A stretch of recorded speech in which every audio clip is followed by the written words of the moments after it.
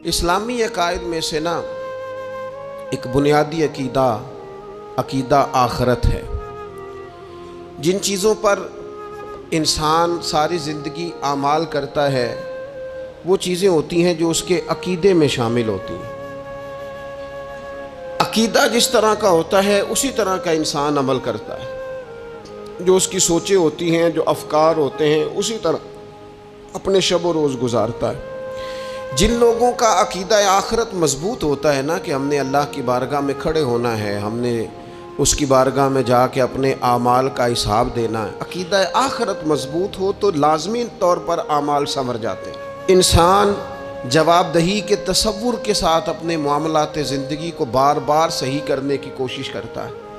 عقیدہ آخرت اسلامی عقائد میں بنیادی فکر کا عقیدہ ہے، اساس ہے عقائد کی۔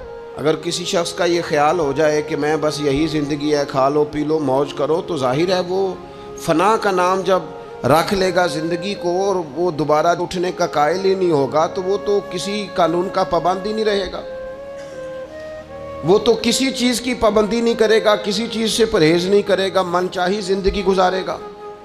عقیدہ آخرت، اللہ کی بارگاہ میں کھڑا ہونے کا تصور، یہ انسان کو سوار دیتا ہے۔ یہ ایک ایسا مراقبہ ہے جو تزکیہ نفس کر دیتا ہے، انسان کا باطن سنور جاتا ہے، اخلاقیات میں تبدیلی آتی۔ پھر کوئی کیمرہ بھی نہ لگا ہو نا، کوئی بھی نہ دیکھ رہا ہو تو بندہ پھر بھی نیک ہو جاتا ہے، کیونکہ اس کا خیال ہوتا ہے میرا رب مجھے دیکھ رہا ہے، صبح قیامت میں اپنے رب کی بارگاہ میں کھڑا کیا جاؤں گا۔ تو عقیدہ آخرت کی مضبوطی، اس تصور کا مضبوط ہونا امت مسلمہ کے لیے نہایت ہی ضروری ہے۔ آپ دیکھیے قرآن مجید فرقان حمید ہماری توجہ دلاتا ہے، اور سورۃ القیامہ کے اندر اللہ کریم نے ارشاد فرمایا ایحسب الانسان، کیا آدمی اس گھمنڈ میں ہے، کیا انسان کا یہ خیال ہے ان یترک سدی، کہ اسے آزاد چھوڑ دیا جائے گا، اس سے پوچھا نہیں جائے گا؟ کیا انسان یہ سمجھتا ہے اس سے کوئی سوال؟ ایحسب الانسان، کیا انسان اس گمان میں ہے، اس گھمنڈ میں ہے ان یترک سدی، کہ اسے آزاد چھوڑ دیا جائے گا، کوئی پوچھنے والا نہیں ہوگا؟ اسے آزاد نہیں چھوڑا جائے گا، اس پر پابندیاں ہیں، اس پر کچھ قیود ہیں، اسے کچھ حدود بتائی گئی ہیں، اسے ایک دائرہ کار دیا گیا ہے، اسے بتایا گیا ہے کہ یہ حلال ہے، یہ حرام ہے، یہ تیرے لیے جائز ہے، یہ تیرے لیے جائز نہیں ہے۔ اس چیز کی حد تک تو آگے بڑھ سکتا ہے، یہاں سے اس لائن کو تو کراس نہیں کر سکتا۔ اس پر پابندیاں ہیں، ان پابندیوں کے بیچ رہ کے وہ زندگی گزارے گا۔ اور یہ بھی یاد رکھے، یہ آیت ایک دوسرا معنی یہ دیتی ہے کہ یہ مت سمجھے کہ صبح قیامت اسے چھوڑ دیا جائے گا، اس سے پوچھا جائے گا، اس سے سوال کیا جائے گا۔ اللہ کی بارگاہ میں جب یہ کھڑا ہوگا تو اسے اپنے اعمال کا حساب دینا ہو۔ لازمی طور پر ایک عدالت صبح قیامت لگے گی، جس عدالت میں مجرم پیش ہوں گے، انہیں اپنے جرموں کا حساب دینا ہے، ظالموں کو کھڑا کیا جائے گا، ان سے ان کے ظلم کے بارے میں باز پرس ہو۔ تو لازمی طور پر عقیدہ آخرت کی مضبوطی انسان کو مضبوط کرتی، اس کے اعمال پر پیرے بیٹھ جاتے ہیں، وہ پھونک پھونک کر قدم رکھتا ہے، سوچ کر جملے بولتا ہے، وہ کوئی بھی معاملہ کرتا ہے تو اس میں اس کا خیال ہوتا ہے کہ میں نے دنیا سے چلے جانا ہے، میرے پاس پتہ نہیں کتنا وقت بچا ہے، لہٰذا مجھے آخرت میں پیش ہونا ہے اپنے معاملات کی آسانی کے لیے، وہاں کی آسانی کے لیے میں یہاں تھوڑا سوچ سمجھ کے چلوں۔ رب فرماتا ہے تجھے ایسے ہی آزاد نہیں چھوڑا جائے گا، آزاد پنچھیوں جیسی زندگی نہ گزار، صبح قیامت کے معاملات کو پیش نظر رکھ، اس پر غور کر۔ یہ تصور گھر کے باہر بھی پورا مضبوط ہونا چاہیے اور گھر کے اندر بھی پورا مضبوط ہونا چاہیے۔ انسان اپنے مالک سے ڈرے اور قیامت کے دن اس کی بارگاہ میں حاضری کا یقین رکھے، اور وہ یاد رکھے کہ یہاں جو کچھ، وہ دیکھے نا بچوں کو استاد پڑھاتا ہے، محنت کراتا ہے، اگر بچے نہیں پڑھتے تو ڈانٹتا بھی ہے، سمجھاتا بھی ہے، قائل بھی کرتا ہے، اور جب وہ آخری بات کرتا ہے تو پھر وہ پتہ کیا کہتا ہے؟ چلو ٹھیک ہے، اگر نہ پڑھو گے تو امتحان تو آنا ہی ہے نا، رزلٹ تو آنا ہے، پیپر میں بیٹھو گے نہیں آئے گا، فیل ہو جاؤ گے۔ یہ لاسٹ پر یہ بات ضرور ہوتی ہے، اور یہ امتحان دینے کا تصور اور امتحانی سینٹر میں جانے کا خیال طالب علم کو مجبور کرتا ہے کہ میں اسباق تیار کروں، میں بار بار اس پر غور کروں، میں کتاب کو سمجھوں، میں اس کو حل کروں چیزوں کو، تاکہ جب میں مرکز میں جاؤں پرچہ دینے کے لیے امتحانی سینٹر میں تو پھر مجھے پریشانی کوئی نہ ہو۔ بس سمجھانے کے لیے بات عرض ہے کہ یہاں لوگوں کو بتایا جاتا ہے، قائل کیا جاتا ہے یہ حلال ہے، یہ حرام ہے، یہ تیرے لیے ٹھیک نہیں ہے، یہ تیری حدود ہیں، یہ تیرے قیود ہیں، یہ تیرا دائرہ کار ہے۔ لیکن اگر پھر بھی کوئی بندہ باز نہ آئے، پھر بھی کوئی شخص باز نہ آئے، تو پھر اس کو کہا جائے گا صبح قیامت اللہ خود حساب لے لے گا، پھر تجھے مالک اپنے سامنے کھڑا کرے گا، ثم لتسألن یومئذ عن النعیم، پھر وہ تجھ سے ایک ایک نعمت کے بارے میں سوال کر لے گا، پھر تجھے جواب دینا ہوگا۔ تو اس تصور کو اپنی زندگی میں لاگو کریں کہ ہم نے مرنا ہے، اللہ کی بارگاہ میں جان، اس تصور کو پوری طور پر طاری کریں اپنے ذہنوں میں۔ یہ جو رسمی سی بات ہے نا، پتہ نہیں کب چلے جانا ہے، جو جانے والے ہوتے ہیں ان کی کوئی تیاری بھی ہوتی ہے، جن کو پتہ ہوتا ہے نا وہ رمضان المبارک میں نا کئی دفعہ ایسا ہوتا ہے کہ ٹکٹیں نہیں مل رہی ہوتی ہیں اور عمرے کے ویزے لگ چکے ہوتے ہیں، تو ایجنٹ کہہ دیتے ہیں جانے والوں کو کہ تیاری رکھنا، کسی وقت بھی میرا فون آ جائے گا۔ تو لوگوں نے بیگ باندھ لیے ہوتے ہیں، سامان تیار کر لیا ہوتا ہے، سارے انتظامات کر کے رکھے، کیوں کہ پتہ نہیں کس وقت بلاوا آ جائے گا۔ تو روز کہتا ہے پتہ نہیں اللہ کی جانب سے کس وقت بلاوا آ جائے گا۔ پھر اپنی تیاری بھی تو یار کچھ بتانا، میں بھی بتاؤں آپ بھی بتائیں، پھر ہم اپنے آپ سے یہ بھی تو سوال کریں نا کہ جہاں اچانک جانا پڑے اس کے لیے تیاری ہوتی ہے، ہماری تیاری کیا ہے؟ اگر اچانک جانے پڑے اس کی بارگاہ میں کیا تیاری؟ روز دیکھ رہے ہیں نا، کچھ لوگ روڈ پہ چڑھے تھے پہنچ نہیں سکے، ہاسپٹل گئے تھے پہنچ نہیں سکے، کچھ لوگ کسی فیلڈ میں کام کر رہے تھے، ڈگری نہیں مل سکی، جا ہی نہیں سکے، وقت آ گیا۔ تو اگر وہ ٹائم آ جاتا ہے اس کی بارگاہ میں حاضر ہونا پڑ جاتا ہے، تیاری کیا ہے؟ نبی پاک علیہ الصلوۃ والسلام گھر کے اندر اپنے گھر والوں کی تربیت کے لیے اور تعلیم امت کے لیے ایک دعا مانگتے تھے۔ حضرت عائشہ صدیقہ کہتی ہیں حضور دعا مانگتے تھے، مشکات میں موجود ہے۔ کیا دعا تھی؟ اللہم حاسبنی حسابا یسیرا، اے اللہ ذرا حساب آسان کر کے لینا۔ یہ حضور تعلیم امت کے لیے دعا مانگتے، اللہ حساب ذرا آسان کر کے لیجیے، مالک کرم فرمانا۔ تو حضرت عائشہ صدیقہ رضی اللہ تعالیٰ عنہ ارشاد فرماتی ہے، میں نے عرض کیا یا رسول اللہ صلی اللہ تعالیٰ علیہ وسلم یہ آسان حساب کا کیا مطلب ہے؟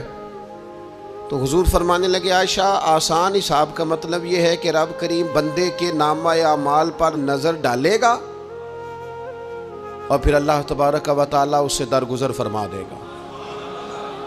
یہ آسان حساب ہے، پتہ مالک کو ہے اس نے کیا کیا ہے، پر کریم ہے نا۔ عدل کریں تے تھر تھر کمبن، اچیاں شانہ والے تے جے فضل کریں تے پھر بخشے جامن میرے جے منہ کالے، نظر کرے گا پھر معاف فرما دے گا۔ اور حضور فرماتے عائشہ یاد رکھو جس سے اس نے حساب لیا وہ پھر بڑی مشکل میں آ جائے گا، اس کے لیے مشکل ہو۔ اللہم حاسبنی حسابا یسیرا، اے اللہ تو حساب ذرا آسان کر کے لینا، ذرا آسان کر کے۔ یہ تعلیم امت کے لیے کہ امت کے دل میں خیال پیدا ہو کہ حساب دینا ہے، تو نے حساب دینا ہے، تو نے اپنے مال کا حساب دینا ہے، تو نے اپنے لفظوں کا حساب دینا ہے، تو نے معاملات کا حساب دینا ہے۔ تو جس کرسی پہ بیٹھا ہے، تو کلرک ہے یا صدر ہے، تو نے اپنی اس نشست کا حساب دینا۔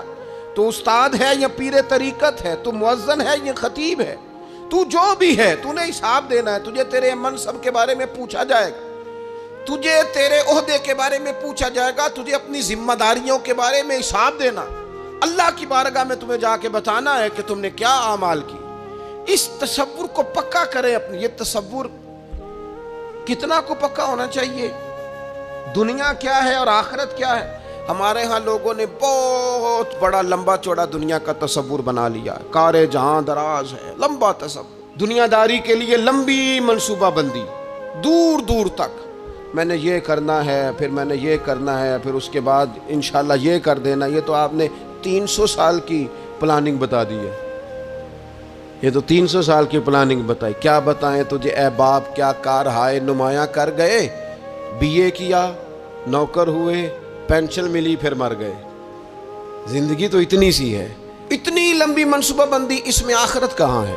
اس میں اگر کسی مقام پر رب کی بارگاہ میں حاضر ہونا ہے تو وہ کہاں ہے؟ جو مرنے والے لوگ ہوتے ہیں ان کا تو جینا کچھ اور طرح کا ہوتا ہے, جن کو جانا ہوتا ہے ان کا رہنا تو کچھ اور طرح کا ہوتا ہے, جن کو کسی جگہ منتقل ہونا ہوتا ہے, جو عارضی مکانوں میں رہتے ہیں ان کا رہن سہن تو ذرا اور طرح کا ہوتا ہے. لیکن جو ہمارا انداز ہے, جو ہمارا رہن سہن ہے, جو ہمارا طریقہ کار ہے, وہ تو مستقل رہنے کا ہے. وہ تو لگتا ہے کہ کبھی چھوڑنے والے نہیں ہیں. اس میں تو کوئی ایسی چیز نظر نہیں آتی کہ جس میں ہم محسوس کریں کہ ہم نے چھوڑ کے جانا ہے. لیکن نبی پاک علیہ السلام نے جس دنیا کو ہم بہت بڑی دنیا سمجھتے ہیں, حضور نے اس کی مثال کیا دی؟ صحیح مسلم کی حدیث ہے. دیکھیں کتنا کھول کر اور کتنا آسان کر کے رسول پاک ہمیں بات سمجھاتے ہیں. دنیا کیا ہے, آخرت کیا ہے, یہ والی زندگی کیا ہے, آخرت کی زندگی کیا, بالکل کھول کر واضح کر کے نبی پاک علیہ الصلوۃ والسلام فرمانے لگے دنیا اور آخرت کی مثال اس طرح ہے جس طرح دریا بہ رہا ہو اور کوئی آدمی اس میں انگلی ڈبوئے, جتنا پانی اس کی انگلی کو لگ گیا یہ دنیا ہے, اور جو باقی ٹھاٹھے مارتا دریا پیچھے ہے, سمندر پیچھے ہے, وہ سارا آخرت ہے. یہ اتنی سی دنیا ہے, یہ صحیح مسلم میں موجود ہے.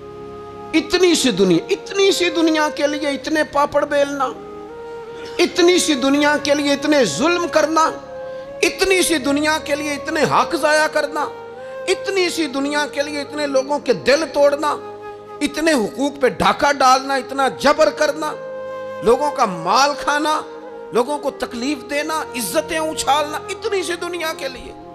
حضور فرمانے لگے اتنی سی ہے یہ دنیا, جتنا انگلی کو پانی لگ گیا ہے وہ جنت, جو نری جنت نہیں, خدا کا فضل ہے, جو اللہ کی عطا ہے اپنے بندوں کے لیے.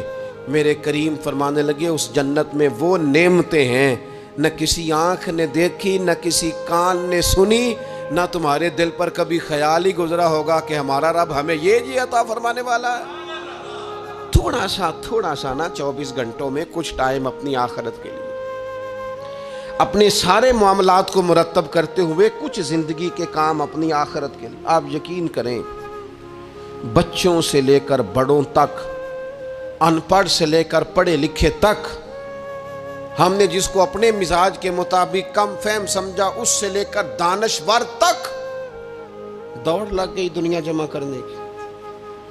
وہ ایک سوچ حضرت سلطان باہو رحمت اللہ علیہ فرمانے لگے, ہزاروں لوگ ان کی خدمت میں آیا کرتے تھے تو کہتے ہیں رب دا طالب کوئی نہیں ملیا, اتے جو ملیا ہے طالب زردہ ہو.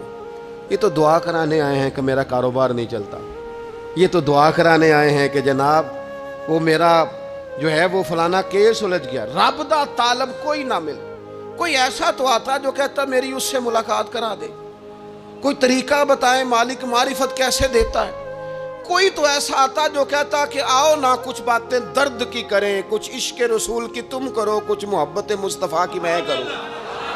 کچھ ایسے آتے جو کہتے آؤ نہ کوئی ذکر چھیڑے صدیق اکبر کا, کوئی بات کریں سیدنا فاروق اعظم کی, کچھ تذکرے ہو جائیں عثمان غنی کے, تھوڑی دیر ہو نہ جائے مولا علی کا تذکرہ. کچھ لوگ ہوتے نا ایسے جو اس طرح کے ہوتے, لیکن وہ ہر وقت دنیا داری, ہر وقت. اچھا کہیں اکتاتے بھی ہیں نا, تھک گئے کاروبار کر کر کے, کہیں اکتاتے بھی ہیں تو کرتے کیا ہیں, سیر کرنے چلے جاتے ہیں.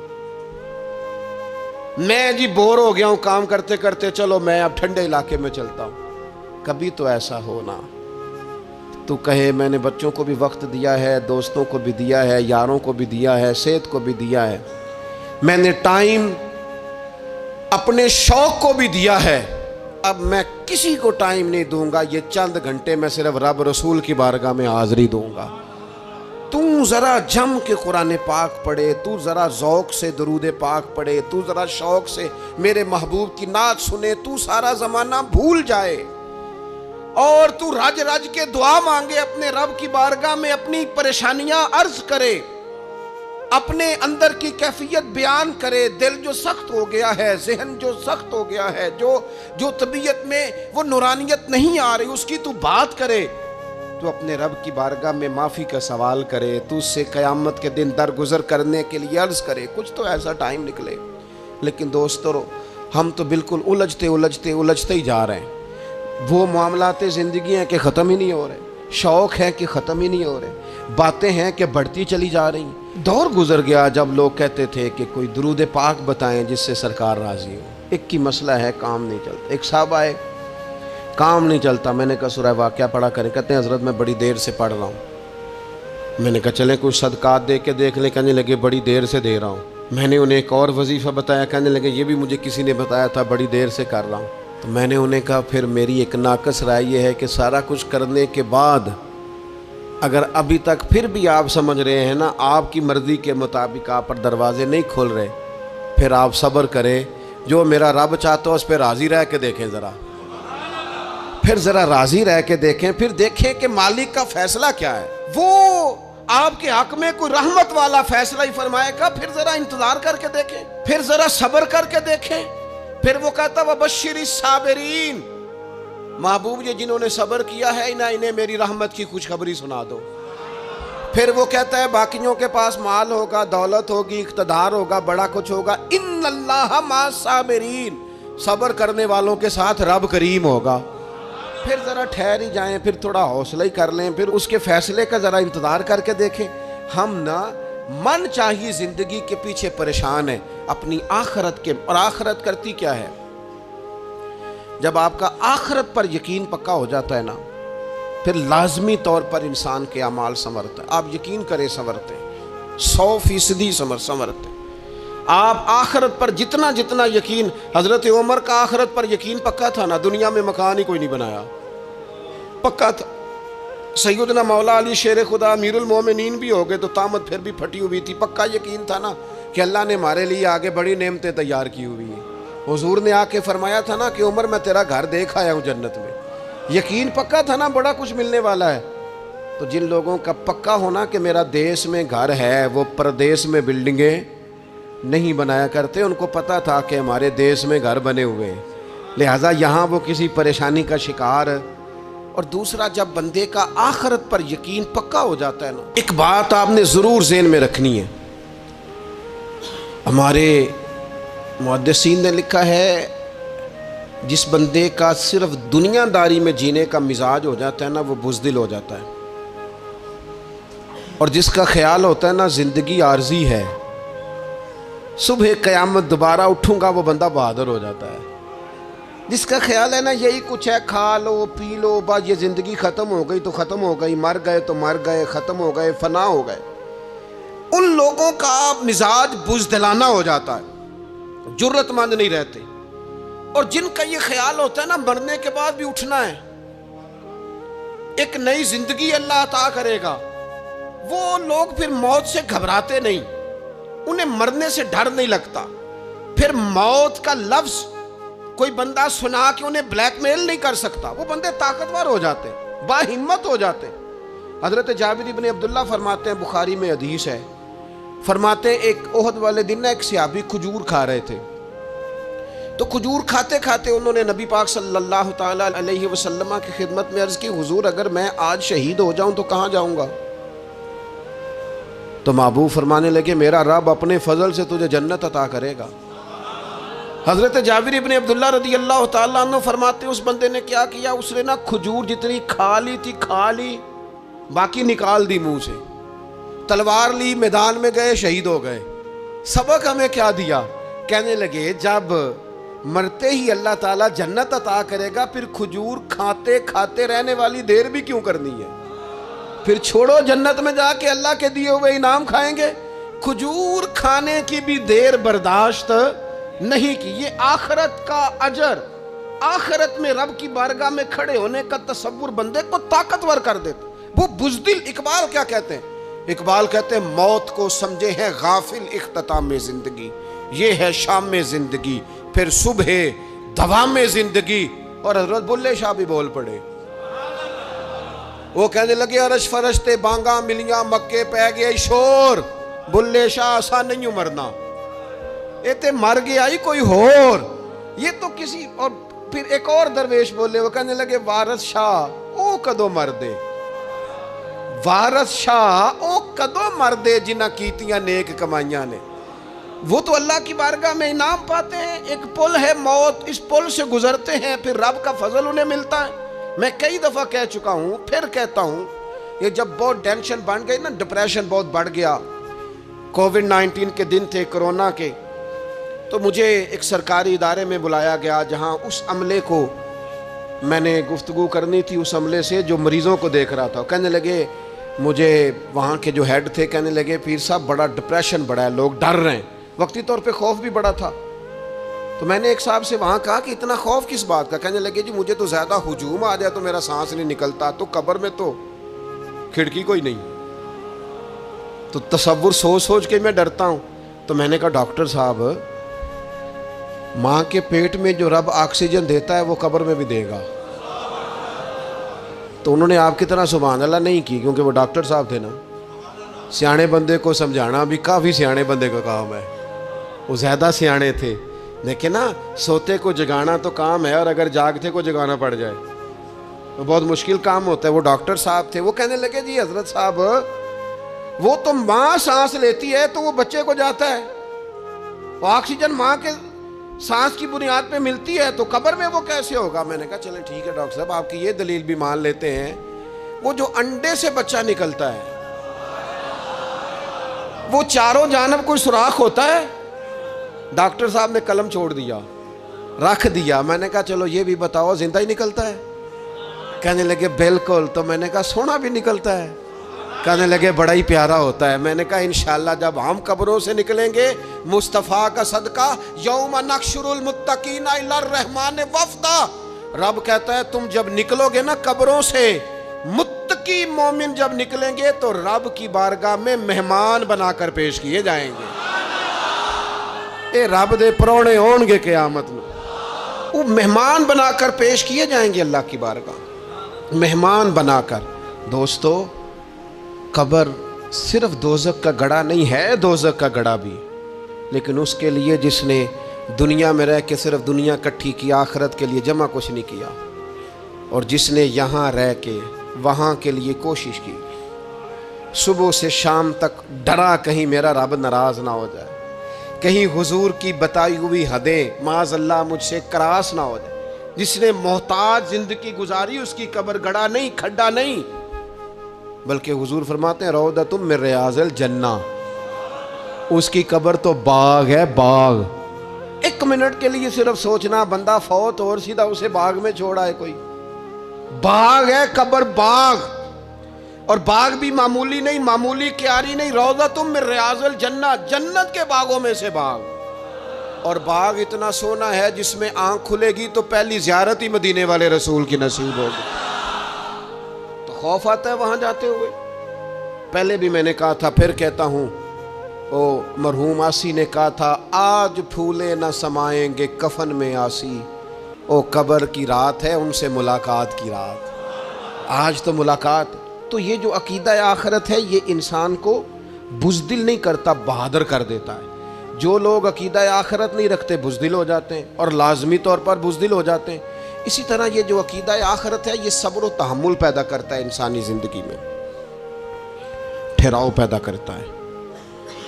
انسان محسوس کرتا ہے کہ کل دنیا یہ نہیں، آگے بھی اللہ بڑا کچھ عطا فرمانے والا ہے. اس کے مزاج کے اندر تحمل، بردباری، سکون رہتا ہے. یعنی نہیں بھی اگر کسی مظلوم کو انصاف مل سکا دنیا میں تو وہ پھر بھی بے صبرا نہیں ہوتا، وہ ٹھہراؤ کا شکار ہے. اسے پتہ ہے قیامت کے دن بھی ایک عدالت لگے گی، اللہ کی بارگاہ میں جانا ہے. نبی پاک علیہ الصلوۃ والسلام نے فرمایا اگر سینگوں والی بکری نے بغیر سینگوں والی بکری کو تکلیف دی ہوگی تو قیامت کے دن اسے بھی بدلہ دینا پڑے گا. تو یہ تحمل پیدا کرتا ہے، انسان کو ایک حوصلہ ہوتا ہے کہ ساری عدالتیں یہاں نہیں، قیامت میں بھی لگنی. جب انسان عقیدہ آخرت رکھتا ہے نا تو پھر اس کے لیے نا رب کے رستے میں خیرات کرنا بڑا آسان ہو جاتا ہے. پھر نہ وہ محسوس کرتا ہے کہ میں نے سارا کچھ یہاں کے لیے جمع نہیں کرنا، کچھ میں نے وہاں کے لیے بھی جمع کرنا ہے. وہ پھر اپنی آخرت کے لیے کچھ نہ ایک بینک آخرت کا بھی بنا لیتا ہے، اس میں بھی کچھ نہ کچھ جمع کراتا رہتا ہے. اسے پتہ ہوتا ہے کہ میں نے اللہ کی بارگاہ میں حاضر ہونا ہے، وہاں کی بھی کچھ نہ کچھ تیاری. نبی پاک صلی اللہ تعالیٰ علیہ وسلم نے بکرا بھیجا گھر میں ذبح کرنے کے لیے، تو سرکار تشریف لائے سر شام، تو فرمایا کیا بنا؟ عرض کی یا رسول اللہ صلی اللہ تعالیٰ علیہ وسلم سارا بانٹ دیا ہے، محلے داروں میں، رشتہ داروں میں، غریبوں میں سارا بانٹ دیا، بکرے کی ایک دستی صرف بچی ہے، آپ کے لیے رکھی ہے۔ تو حضور نے توجہ کیا دلائی، محبوب نے کس طرف رخ کیا؟ حضور فرمانے لگے اپنے اہل خانہ سے، ازواج مطہرات سے، کریم فرمانے لگے عائشہ وہ جو تم نے بانٹ دیا ہے نا وہ سارا ہی بچ گیا ہے، وہ سارا ذخیرہ ہو گیا، وہ جمع ہو گیا ہے آخرت کے لیے، وہ ہمارے پاس بچ گیا ہے۔ یہ جو تم سمجھتے ہو نا یہ بچا کے رکھا ہے، یہ تو ہم استعمال کر لیں گے، وہ ہم نے سیو کر لیا ہے، وہ بچ گیا ہے۔ حضرت ابو ذر غفاری رضی اللہ تعالیٰ عنہ اپنے خادم سے کہنے لگے کہ مجھے پتہ چلا ہے یہاں فلاں جگہ کچھ غریب لوگ آئے ہیں، تو اس طرح کرنا، جو اچھا اونٹ ہے نا میرے اونٹوں میں سے، اچھا اونٹ وہ ذبح کر کے نا تو ان سارے گھروں میں تقسیم کر دو، جتنا گوشت وہاں بھیجو گے اتنا ہی میرے گھر میں بھی بھیج دینا۔ آپ کا وہ خادم کہتا ہے میں نے اپنی سمجھ کے مطابق اچھا اونٹ ذبح کر کے گوشت بنا کے میں نے بانٹا، اور میں نے اس طرح کیا کہ وہ حضرت ابو ذر غفاری کے گھر بھی اتنا ہی گوشت بھیجا جتنا تمام غربا کے ہاں میں نے بانٹا تھا۔ شام کو جناب ابو ذر غفاری اپنے اونٹوں کے باڑے میں آئے جہاں باندھا کرتے تھے اپنی حویلی میں، تو آ کے دیکھا کہ وہ سرخ بہترین اونٹ جو سب سے بہترین تھا وہ تو کھڑا ہے۔ تو آپ اپنے خادم سے کہنے لگے میں نے تمہیں کہا تھا جو سب سے اچھا ہے اس کو ذبح کرنا، تو وہ کہنے لگا حضور وہ باقیوں میں سے سب سے اچھا تھا، اس سے ہی تھوڑا سا کمزور تھا، اور یہ تو آپ کی سواری کے لیے ہے نا، یہ تو آپ کے کام آتا ہے، اس پہ تو آپ سفر کرتے ہیں، اس لیے میں نے اسے چھوڑ دیا، اور اس کے بعد جو سب سے اچھا تھا وہ میں نے ذبح کر دیا۔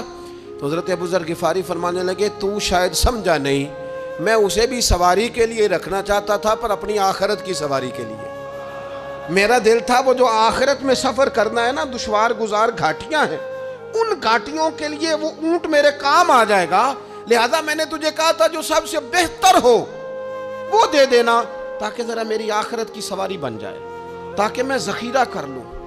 بڑا دیا بال بچوں کو، بڑا دیا بہن بھائیوں کو، بڑا دیا دوست احباب کو، بڑے قرضے دیے ادھر ادھر، لیکن ساری زندگی دیے، ایک موقع پر صرف آپ نے کسی کو انکار کیا نہ، ایک موقع پر،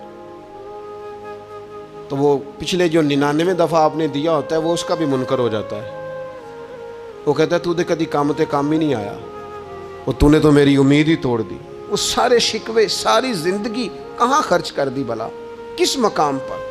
اور یہاں حال یہ ہے کہ حضور فرماتے ہیں جب تو صدقہ دیتا ہے تو رب اسے اپنے دستے قدرت میں لیتا ہے، اور اس طرح تمہارے صدقے کو پالتا ہے جس طرح تم اپنے گھر میں بچھڑا نہیں پالتے، اس طرح صبح قیامت تمہیں وہ نتیجے کے طور پر پلا ہوا صدقہ ملے گا۔ ہم اپنی آخرت کو چونکہ اس لیول پر یقین نہیں لاتے الا ماشاءاللہ، لہٰذا اس کی تیاری کے لیے ذخیرہ نہیں کرتے، اپنی آخرت کی تیاری کے لیے ذخیرہ کریں اور کوشش کریں کہ اور یہ عقیدہ اپنی اولادوں میں، اپنے متعلقین میں، اپنے احباب میں اس کو راسخ کریں، کوئی نہ کوئی بات عقیدہ آخرت کی، قیامت کی ضرور اس کا تذکرہ کریں، ان باتوں کو اپنی زندگی کا حصہ بنائیں۔ اگر عقیدہ آخرت نہ ہو تو دنیا کی ساری چیزیں ویسے ہی لوگوں کو عجیب لگنے لگ جائیں، اگر کوئی قیامت ہی قائم نہ ہو تو مظلوم رہ گیا، ظالم نے تو پھر ظلم ہی کمایا، وہ تو پھر دندناتا پھرے گا۔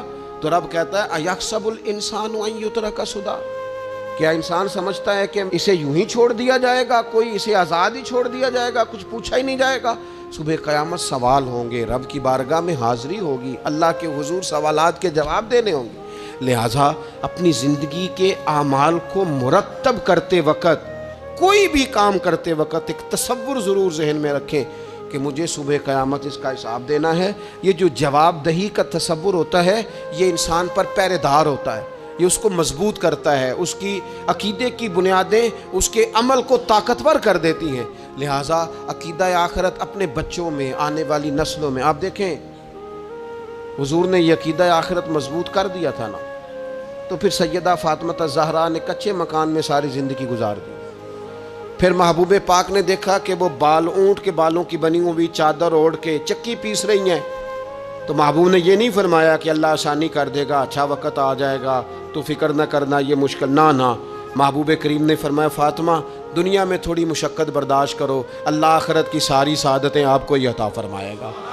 گویا کریم نے فرمایا آپ کو یوں ہی زندگی گزارنی ہے، یہی طرز رکھنی ہے، اسی طرح ہی آپ کو وقت گزارنا ہے۔ جو آرام کا وقت ہے وہ اللہ تعالیٰ جنت میں عطا کرے گا۔ عقیدہ آخرت کی مضبوطی تھوڑا سا، ہمارے ایک بڑے قریبی دوست تھے، بڑا میرا ان سے پیار تھا، 34.5 سال عمر، خود ہارٹ اسپیشلسٹ ڈاکٹر، لیکن یہ پچھلے ہفتے وہ مریضوں کو چیک کر کے نیچے آ کے دفتر میں بیٹھے۔ ایک تو لوگ کہتے ہیں نا ہسپتال پہنچ جاتا تو شاید بچ جاتا، تو ہاسپٹل کے اندر ہی تھے، اور ابھی چڑھتی جوانی، 34-35 سال عمر۔ لیکن کمال یہ تھا کہ میرے جیسے کئی لوگوں نے بھی آنسو اس لیے بہائے کہ اتنی چڑھتی جوانی میں اتنے خوبصورت ماحول کے اندر بھی انہوں نے مزاج خیر خواہی کا بنایا ہوا تھا، ہر شخص سے حسن کلام اور رب رسول کی طرف اپنا لگاؤ، نماز کی پابندی، جب بھی حال پوچھنا تو کہتے تھے اللہ اور اس کے رسول کا فضل ہے۔ تو اپنی زندگی میں جن لوگوں کا تصور آخرت مضبوط ہو جاتا ہے وہ کئی دفعہ جلدی بھی سمٹ کر چلے جائیں تو ان کے حق میں رحمت والے فیصلے ہوتے ہیں۔ اللہ تعالی ہمیں سمجھنے کی توفیق عطا کرے۔